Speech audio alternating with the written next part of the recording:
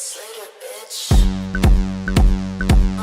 But tell you, girl, I'm just like Madonna. Got the fame so sharp like piranhas. Put it in my car if I wanna. Fendi, Prince, Dolce, and Gabbana. Pinky rings, cigars, that's Cubana. Call him daddy, he calls me mama. We can make him sweat like a sauna. Ladies and gentlemen, welcome to episode 30 of Pop Icon, the podcast. I'm your host, David, a digital media student at Gulf Coast State College and the host of Pop Icon Radio, live every Monday through Friday from 8 to 9 in the morning, where we talk pop culture and we play pop music.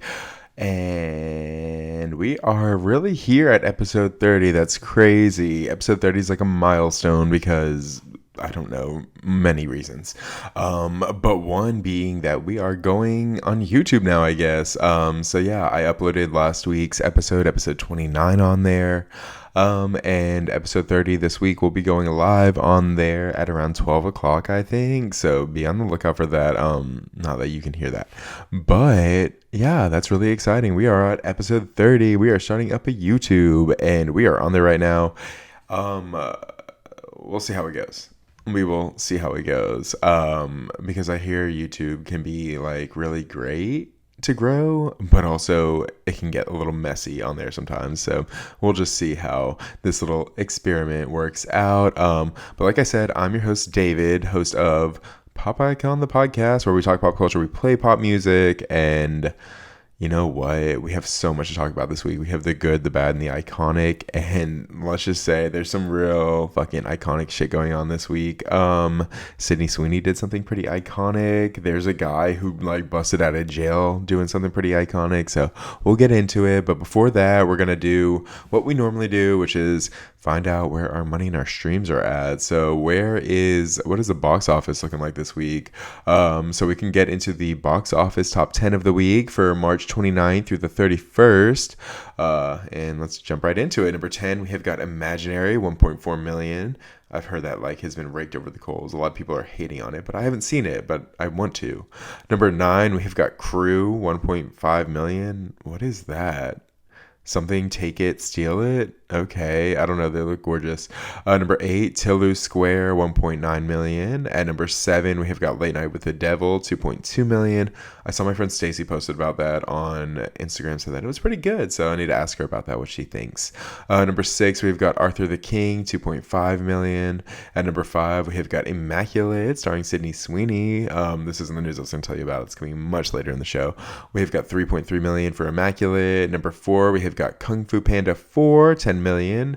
At number 3, we have got $11 million from Dune Part 2, bringing in total gross of $257 million, which is pretty great. Number 2, we have got Ghostbusters Frozen Empire, 16 million. And at number 1 this week, we have got Godzilla x Kong, The New Empire, $80 million. So Godzilla is doing pretty good. He's still racking in some money. So congratulations to him and that other guy that he's in the movie with, King Kong, right? I had a friend that told me that the only movie they ever cried to was King Kong, and I'm like, and that's interesting. That says a lot about you. So let's just jump into number 10 of the Billboard Hot 100 also this week. Number 10, we have got We Can't Be Friends, Wait for Your Love, Ariana Grande. At number 9, we got a lot of this guy. We got Future, Metro Boomin, and The Weeknd with Young Metro. At number 8, we've got We Don't Trust You, Future and Metro Boomin. At number 7, we have got Jack Harlow with Lovin' On Me. At number 6, we've got Cinderella, Future, Metro Boomin, Travis Scott. At number 5, we've got Too Sweet, Hosier. At number 4, we've got Lose Control, Teddy Swims. At number 3, we've got Benson Boone with Beautiful Things. At number 2, we got Type Shit. What the fuck does that mean? Future, Metro Boomin, Travis Scott, Playboy Cardi. And at number 1, we have got Like That, Future, Metro Boomin, and Kendrick Lamar. Congratulations, I guess, to Future for chopping the charts with Like That. I prefer Like Dat from Stunna Girl and JT. So I don't really care about Future. I like one or two Future songs, I think. Don't I? I don't know. I'm gonna have to go down my playlist on Apple Music and see what that looks like. See how much I have in there. Because if I have like 5 or 6 songs by him, I'm gonna be like really feeling stupid after that. So yeah, that's gonna be it for our Billboard Hot 100 Top 10 of the week, our box office Top 10 of the week. Congratulations to Future. Congratulations to King Kong and Godzilla. But we have got to get into it. We have got to get into the good, the bad, and the iconic of the week. And we're going to start with the good. So let's do it. Let's get into it. So I said we'd be getting into the good pop culture news of the week. And I am going to. But before we start, I think I'm going to do something new starting this week with episode 30. Since we're doing all types of new things this week, we are like trying everything out. We are going to be doing some pop icon history here, some good pop icon history. So we have got 16 years ago today, April 5th, we have got Leona Lewis hitting number 1 on the Billboard Hot 100 charts with her leading single. It wasn't her leading single, actually. Leading single, actually. Her leading single was A Moment Like This, but then she put out Bleeding Love, which like climbed up the charts, and it stayed there for so long. So that's just like a little bit of good pop culture news to start this week off. We're gonna get into some bad pop culture news history coming up, as well as some iconic history, but that's just something to start the show off. We've got some more good pop culture news this week. We have got, first things first, we have got the Fantastic Four adding on a new cast member, adding on the Fantastic Fifth cast member. So we have got Julia Garner joining the Marvel Studios movie as a version of the Silver Surfer. So with the 4 actors set to play the iconic members of the super team, the Fantastic Four, Marvel Studios now has its eyes on I'm not sure if it's going to be like their adversary or if like it's going to be their friend, but it looks like they're going with one of the town's biggest stars in Julia Garner. So she is set to play the iconic character in the Fantastic Four.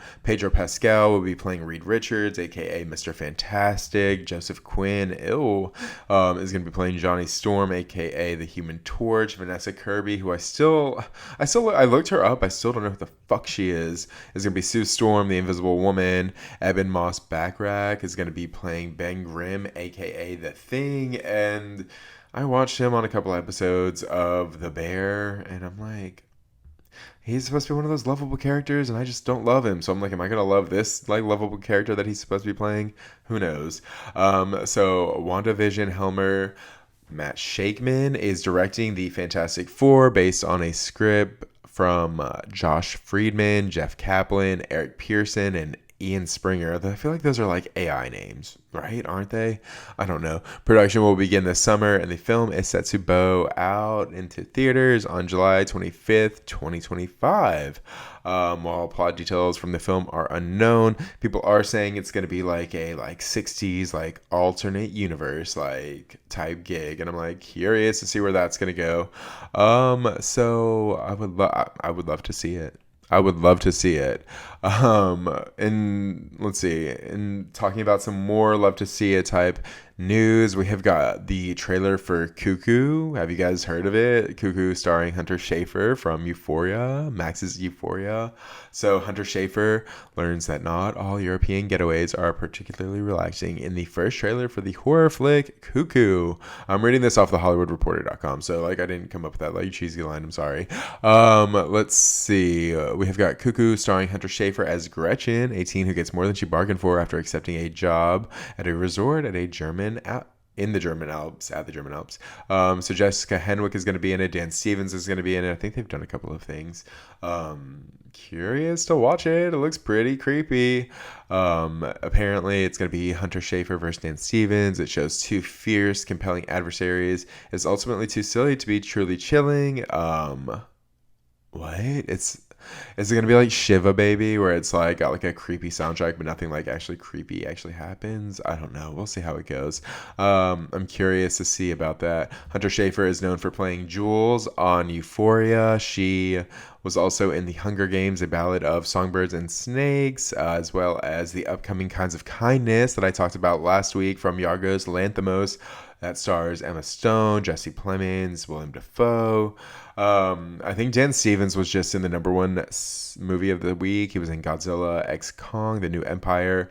And then also he's going to be in Abigail coming up in a couple of weeks, which is going to be starring him, Catherine Newton, and my girl Melissa Barrera, who we should all be supporting. And I'm definitely going to see that movie in theaters because I love her and support her, and she's not going to be blacklisted on my motherfucking watch.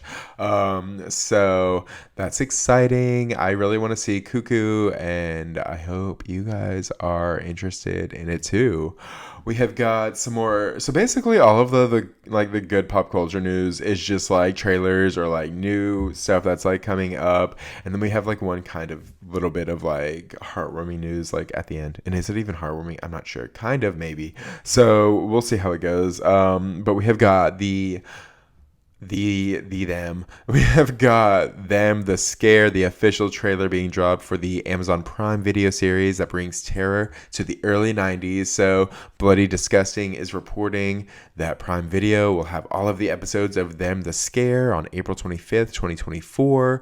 Apparently all of the episodes will be available upon release. The first season of Them, which was called Them Covenant. I think it was just called Them whenever I watched it last year. It was on Amazon Prime. It's like it was very racially like uncomfortable, and like things are said. I'm like, oh my God, what the fuck is going on here?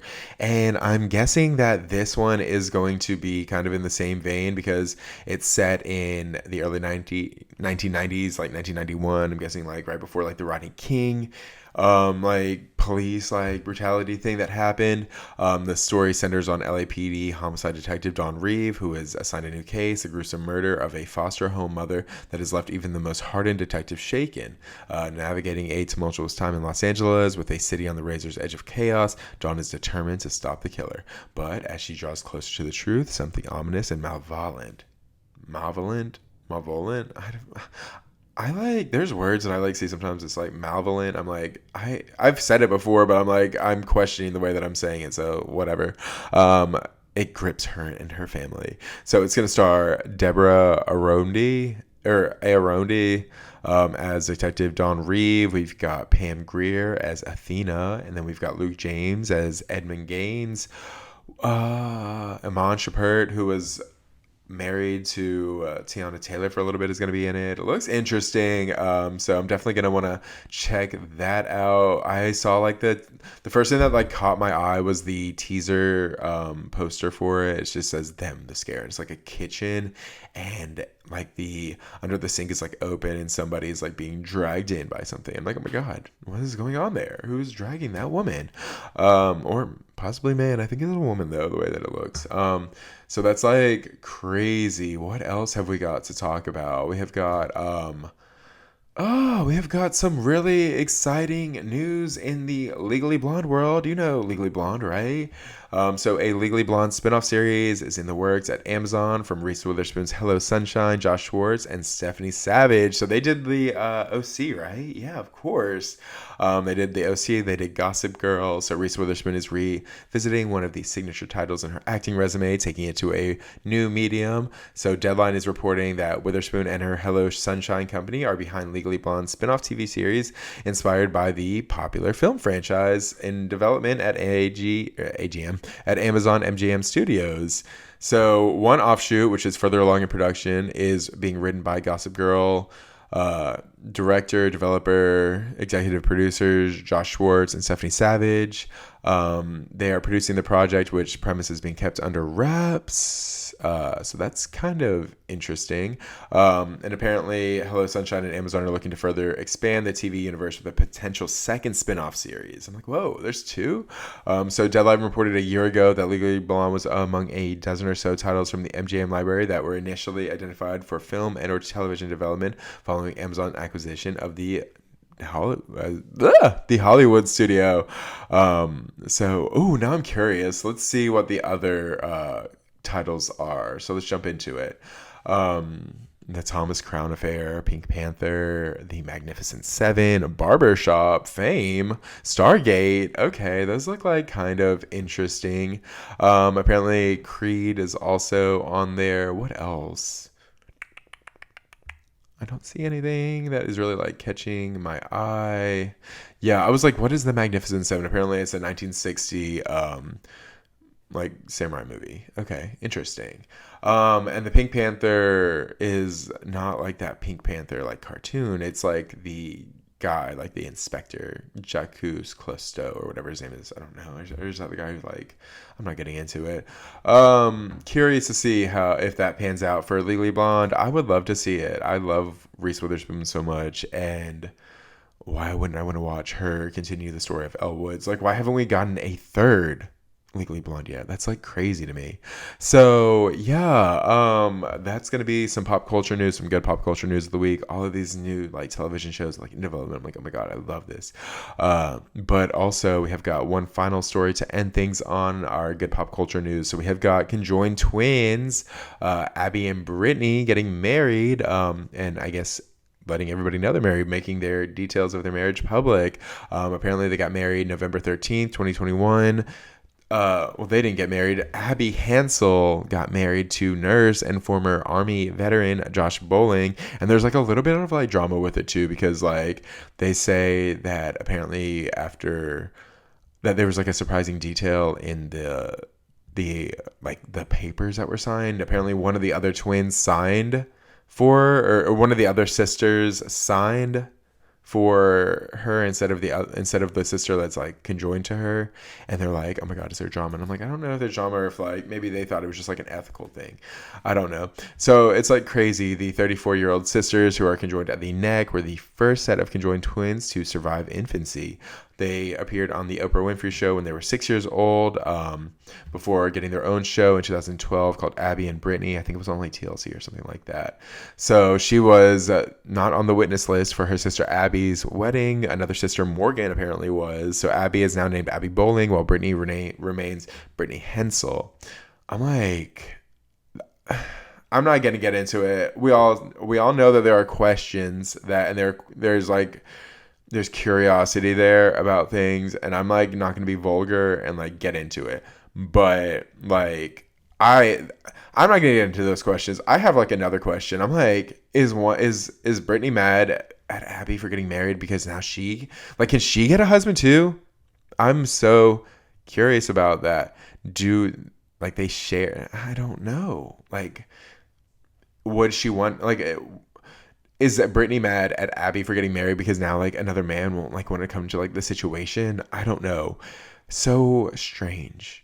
I see. I say so strange. That's like so fucked up for me to say, because these like people are just like living their lives like the best that they can and how they want to live it, and I'm like judging them. So maybe I'm like the strange one for doing that. But I just like saw that and I was like, whoa, that's amazing. They got married back in 2021. They're just now letting things be known. So they've been together for a while. They've been together for years. They've been in a longer relationship than I was in last. So congratulations to the two of them.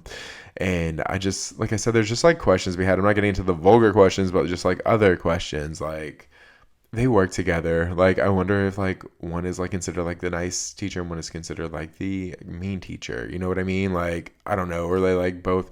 I've like watched videos with them and they both seem like pretty nice girls.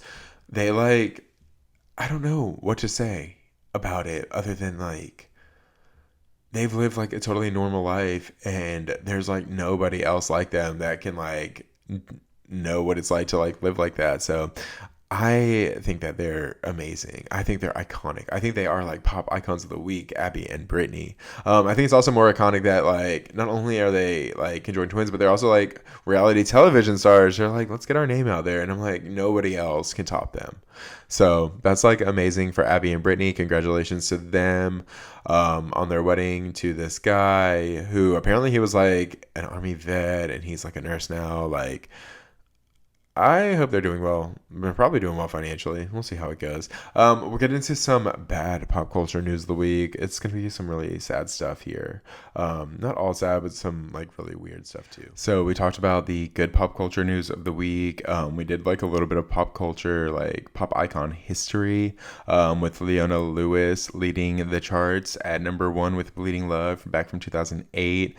And that song is like iconic because it like unlocks like a memory in my mind of like my my sisters like being iconic when we were younger. Like there's this video that I have on my Facebook. I don't it's from like 10-15 years ago, and it's of them like dancing to Leona Lewis's like Bleeding Love. And like you see my sister Sarah, she was like a gymnast and stuff like that, and so she's very like trained and like very like intentional with her movements. And then you have my little sister Emma, who is just, she's like a baby in it. I think she's like 2 or 3, and she is just falling over, she is kicking, she is like throwing her hair around, and it is like the cutest thing ever. And like I need to go find that video, because that's like pop icon history, like in my family. That's like an iconic moment of my sisters, because they're so freaking cute. I love them. I love you, Sarah and Emma.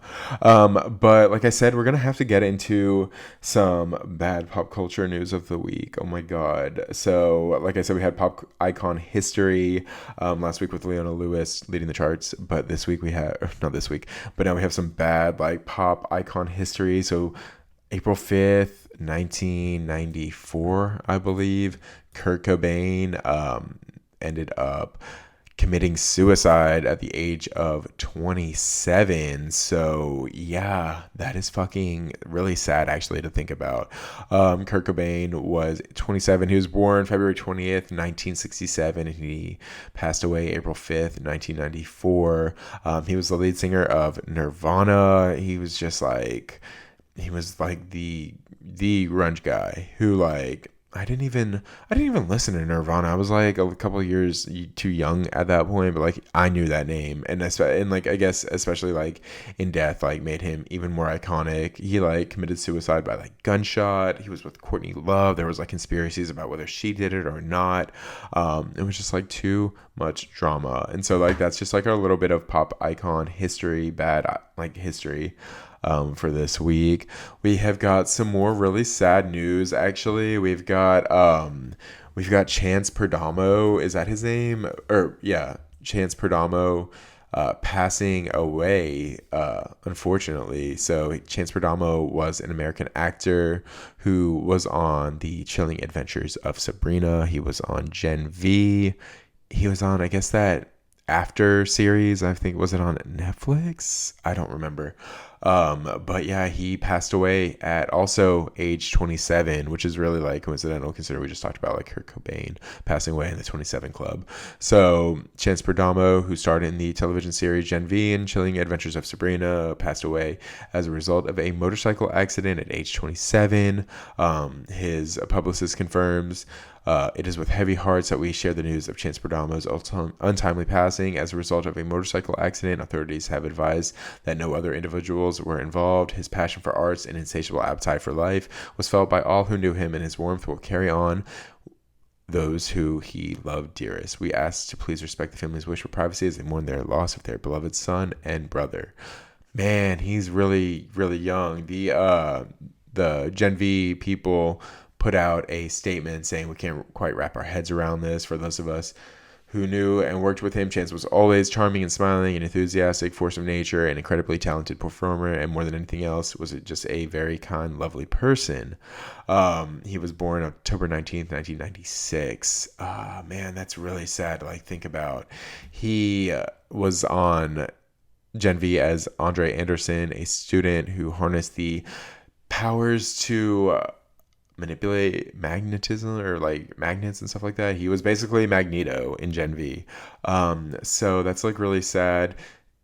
Not only is that sad, it's like really sad like Twitter is like blowing him up, because I guess he followed like a couple of like, I don't know, kind of like men's right types page, and like people are like eating him up and calling him like an incel and shit like that. I'm just like, oh god, like, can you like not do this 5 minutes after he like passed away? Like, do you have like no empathy? It's like no empathy, no compassion, like fucking Katy from Vanderpump Rules says. Like, what is going on there? Like, I can't imagine that. I've never even whenever it's like someone shitty like passing away, I'm never like, that motherfucker's dead.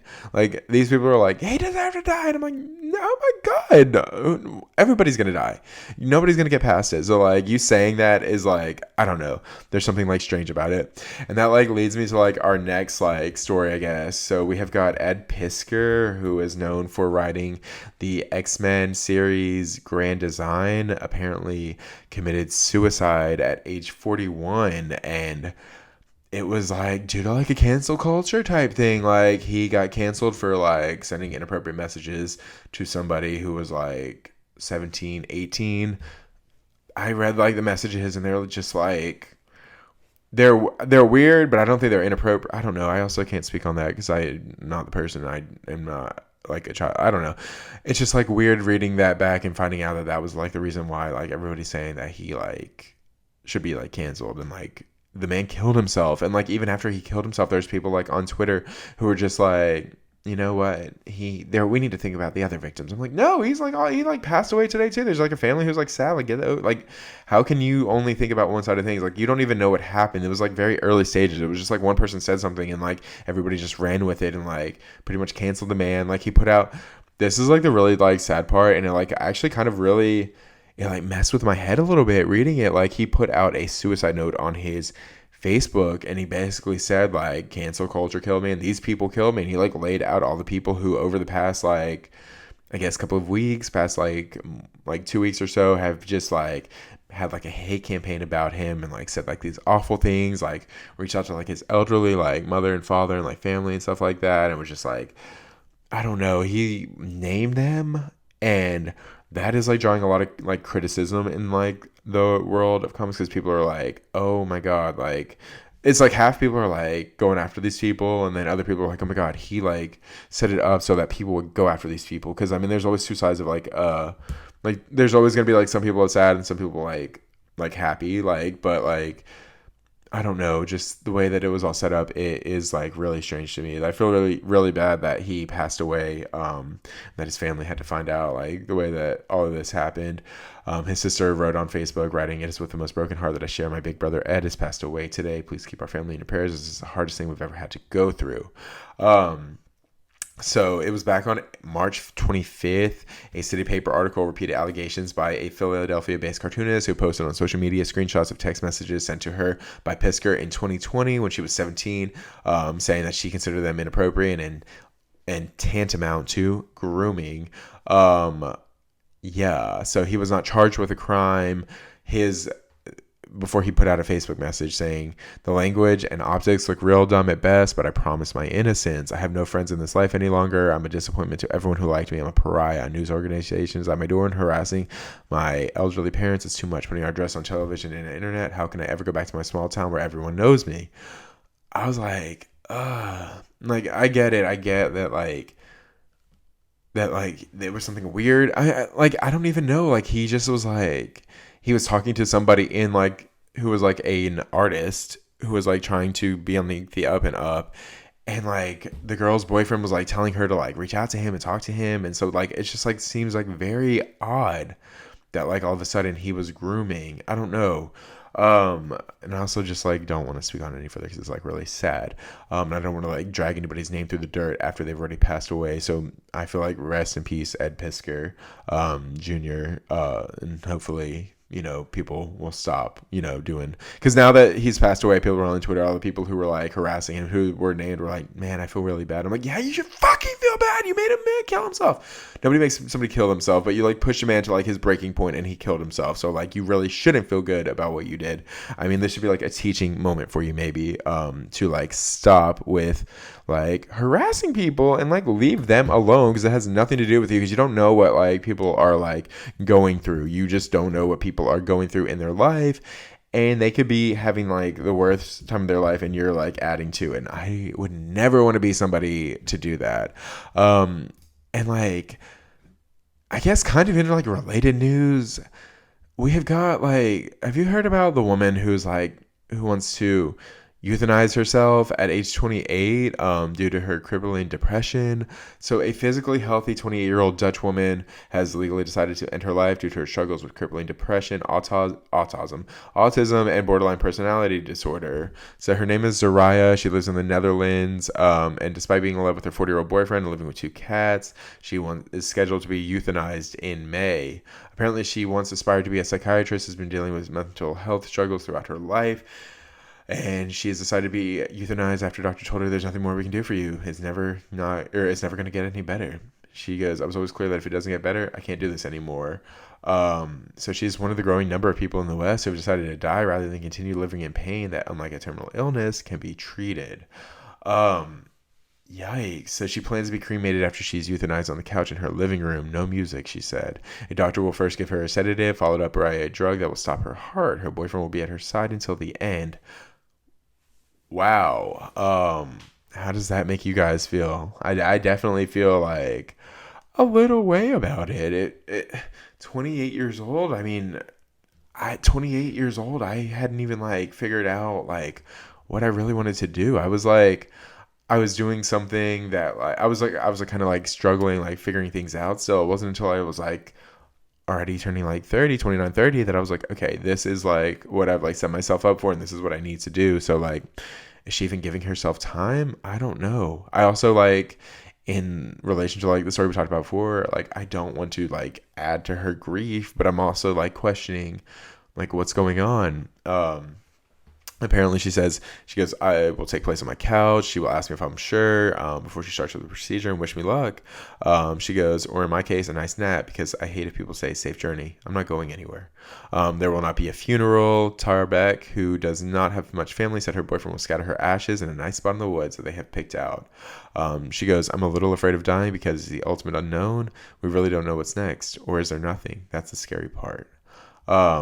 Yeah, that is like the scary part. So, I mean, thoughts out to her right now. Like, good thoughts. What if she changes her mind? I don't know. I don't want to like be critical of her, but I also like don't want her to do something that like, I don't know. I also don't live her life, so I don't know what's going on. So I'm not going to say anything more about it other than that is what's going on over there in like Germany, and it's pretty interesting.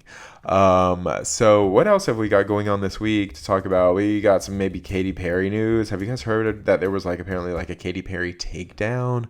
Have you guys heard that? I don't know much about it, but I saw something about it on Twitter, and I'm like, I looked it up and I'm like, I cannot find anything else about it. So like, what is like the tea? What is really going on with Katy Perry? Was she canceled after everything that happened back in like 2017, 2018? She put out like an album, Smile, and like it pretty much just tanked. And I don't know why like it tanked, because she really was like, girl, she's like on American Idol still, like doing her thing. So I'm going to look into that, and maybe I'll talk about it on the podcast next week if I can find any more information about it. But some more bad pop culture news before we end things this week. And jump into the iconic news. We have got former Yeezy and Donda Academy student accusing Kanye of numerous allegations, an explosive new lawsuit. They threatened physical violence. They were verbally abusive to the children. They compared themselves to Hitler. Kanye is like going wild here. He told students that he wanted to shave their heads and lock them in cages. He was simulating masturbation during one-on-one hotel room meeting. What the fuck is that? That's weird. Saying he would go after the LGBTQ next. Oh, is coming. Oh my God, he is coming. And telling members of the staff that they could be fired for being fat. Okay, that's interesting. So yeah, that's kind of wild for Kanye West to be doing all of that. It said West fired them during a tirade over a garden for which he was responsible for, and in the lawsuit, the former employee claims he pleaded with the musician to retain his jobs as he had a medical condition that his daughter and little brother both attended Donda. Kanye raised his hand and pointed at Philip's neck condition and screamed, "Fuck your neck!" Then pointed at the school and "Fuck your daughter! I don't give a fuck about none of that." I'm like, oh. Jesus, Kanye, calm the fuck down, psychopath. He's been losing it for a while now. He like makes his girlfriend walk around like without any clothes on. Like he doesn't make her going around. I like take away like her autonomy. He like walks around with his girlfriend while she's got her like pussy out. And like it's not supposed to be like considered weird. I think it's fucking weird as shit. Kanye West what's going on with that guy? Is anybody going to say anything to him? If nobody's going to say anything to him, I'm going to say something to him. I swear I'm going to. So yeah, let's get into some iconic pop culture news next. So we've talked the good, we've talked the bad, and now it's time to get into the iconic pop culture news of the week. And like I said before, we're going to get into something new. We're going to be doing like pop icon pop culture history. Is that what it's going to be called? I guess maybe pop icon pop culture history. For today, April 5th, and some iconic news from April 5th in 2010 was that Kiely Williams was dropping the video for her single Spectacular, and the video is fucking iconic. I remember seeing it back in 2010 and being like, oh my god, what is going on here? This is fucking crazy. So in the 4-minute video directed by Ed Durante, Williams is seen at a bar taking shots with her suitor, who she ends up having a shameless one-night stand with. So the lyrics that were written by her include lines such as, last I remember, I was face down, ass up, clothes off, broke off, dozed off. Even though I'm not sure of his name, he could get it again if he wanted. I remember that song went like fucking multi-platinum, like in my house whenever I was like 21. I was like, oh my god, the sex was spectacular. I hadn't even had sex yet. I'm like, oh my god, what the fuck? I don't even know what I'm talking about. So that is like actually hilarious. She defended the song at the time, going, I am an actor and performer. I have been so since my first role in a television pilot at 5 years old. I am playing a character in the music video for the song Spectacular, as I did in the Cheetah Girls movies. The fact is, sometimes women get intoxicated and have unprotected sex. My video puts this issue front and center. It is absurd to infer or suggest that I am condoning this behavior. I mean, was she wrong? Like, literally. Like, I think that's like very like innovative. I think she was like ahead of her time with it, maybe. So if you guys get the chance, definitely check out Kiely Williams Spectacular on YouTube. It is, like I said, iconic. And so let's get into the iconic news of this week. That was yesteryear. This is today. So we have got some iconic news from Sydney Sweeney. So she is shutting down reports that she will star in a new movie with Johnny Depp. So her reps also confirmed she is not involved in the upcoming thriller Day Drinker. Day Drinker, what an appropriate name. Look at me, I'm talking so much shit on that guy. I just don't like him. I don't fucking like him. So the story originated from film critic Jeff Schneider, who wrote in his newsletter, The Insider, that Sydney, 26, and Depp, 60, would appear in Mark Webb's newest film, Day Drinker. Mark Webb did like the Amazing Spider-Man movies, and he did a couple of other things. Didn't he do fucking 500 Days of Summer? Right? Let me look that up really quick. 500 Days. Oh my god, yeah, it is Mark Webb. Duh, I knew that. I don't know why like I was pretending like I didn't. I was obsessed with that movie whenever I was younger. I would watch it like, I think it was maybe 2010 whenever I would watch that movie. Oh my god, I'm like taking it back. So Sydney Sweeney also responded to rumors in a tweet on Saturday saying, woke up to rumors. Anyway, go see Immaculate movie in theaters this weekend. That's amazing. She's just like using it to her advantage. She should. The piece about Sweeney and Depp team up still appears on his exclusive, or as his site is an exclusive. Apparently it is based on a story by Zach Dean, and it centers on a grieving bartender who meets an enigmatic stranger and explores themes of love, friendship, and revenge. I'm guessing they're saying that Sydney would have been the grieving bartender and that Mr. Depp would have been the stranger. I'm like, I don't want to hear anything about him. Like, I don't want to hear anything else about him. Leave me alone. So that's amazing for her. Get it, Sydney Sweeney. We've got some more pop culture news. Let's get into Cardi B versus Raymonte in like an iconic feud on Twitter. So they went back and forth. Cardi B and social media influencer Raymonte had a back and forth on social media after he made a few comparisons between himself and her. The social media personality recorded a video firing at people who called him too ghetto to get brand endorsements. He compared himself to Cardi, who people frequently call ghetto, yet she is still allowed in spaces and has a string of endorsements. As a black person, you gotta say that I'm ghetto, but Cardi B, who doesn't look like a visible black woman to me, she is very, very ghetto. She's way ghettoer than me. She's way hooder, gangster, greasy than me. She was outside with the damn Bloods, and y'all don't say that this lady is ghetto. Y'all don't say that she isn't marketable. It feels like everyone can be ghetto and black beside ghetto and black people. Oh, I'm like, oh, that was crazy. This didn't sit well with Cardi B, who fired off a series of tweets slamming the TikToker for including her.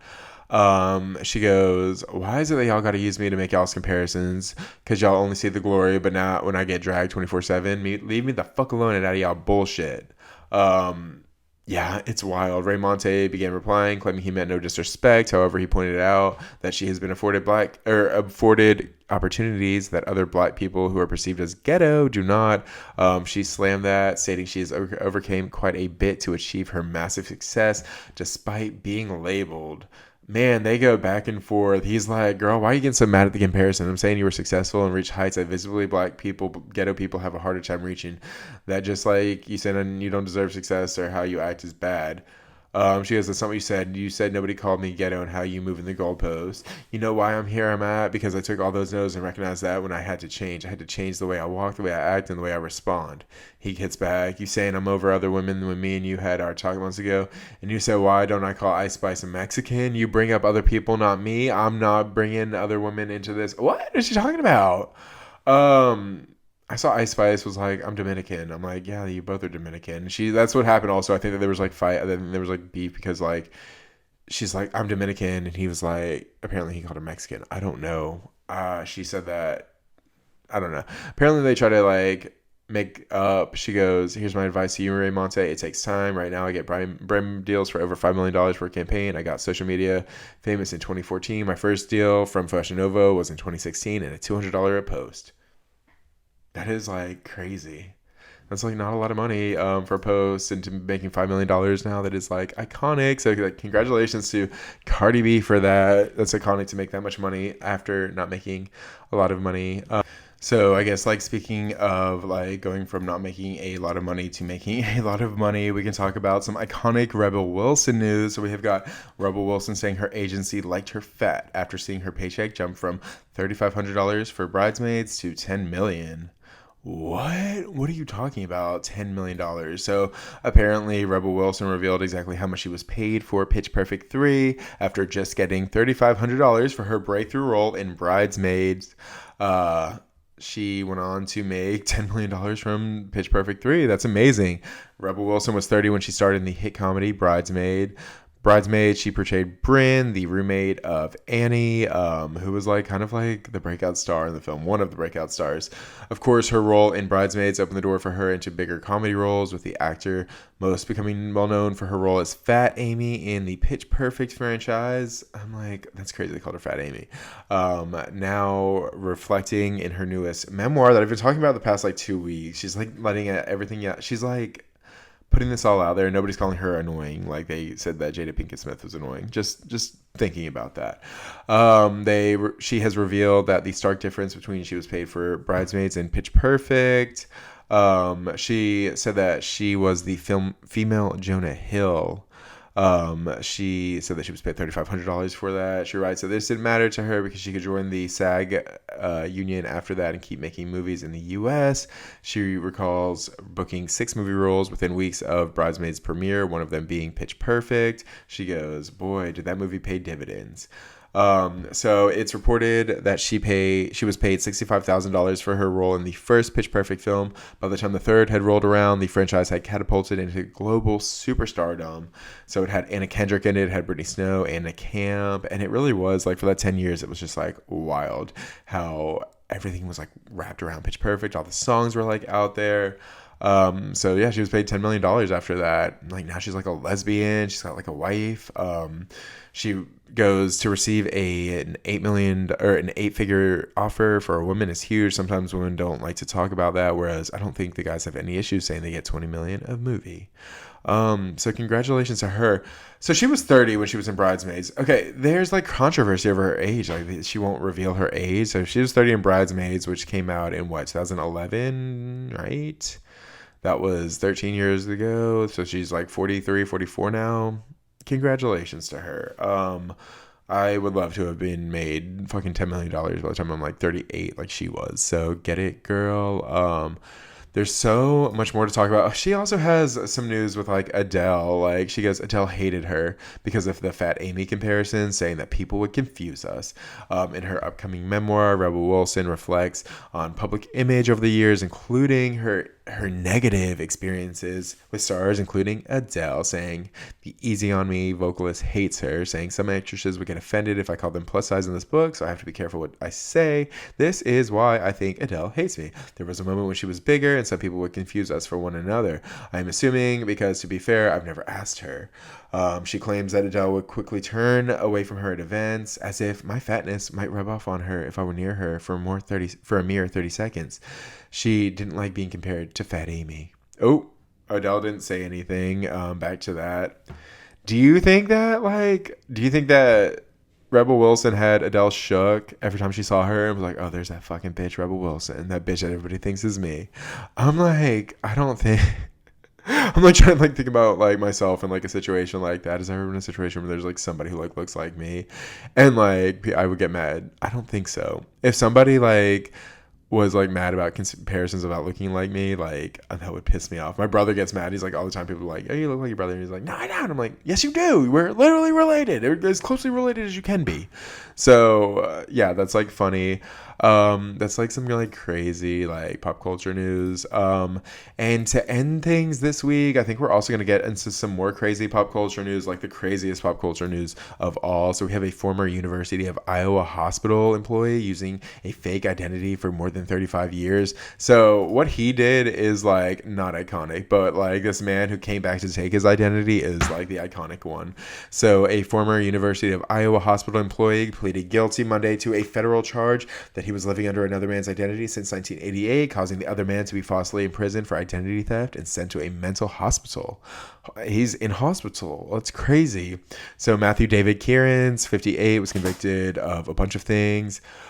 He worked as a systems architect in the hospital's IT department from January 28, 2013 to July 20th, 2023, when he was terminated for misconduct related to the identity theft investigation. Man.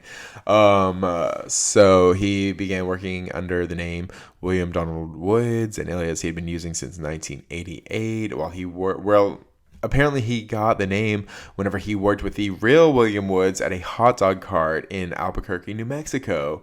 So he used his identity in every aspect of his life, including employment, insurance, official documents, paying taxes under the name. He went fucking buck wild with it. So let's see. In 1994, 6 years after he started using his names, he got married. He had a child whose last name is Woods. Oh my God, I'd be like losing my mind if I was that child. 2012, 24 years after he started using his name, he acquired a copy of his birth certificate.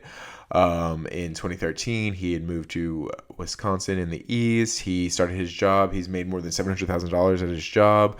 His salary this year was $140,000. He obtained multiple cars and loans using that name. So in 2019, the real William Woods was homeless, living in Los Angeles. He found out that somebody was using his credit and had accumulated a lot of debt. He didn't want to pay the debt and asked to know the account numbers.